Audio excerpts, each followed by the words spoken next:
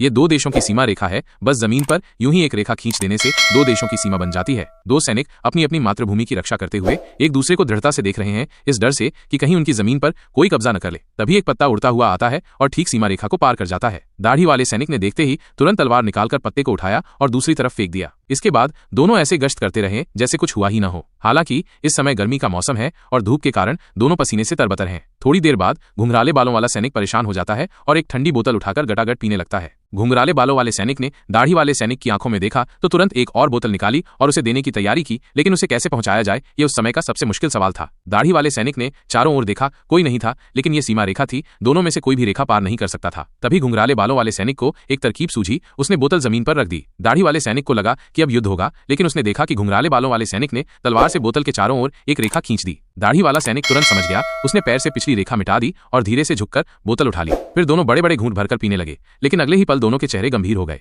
अपनी मातृभूमि की रक्षा करते हुए दाढ़ी वाले सैनिक ने सीमा रेखा को फिर से खींच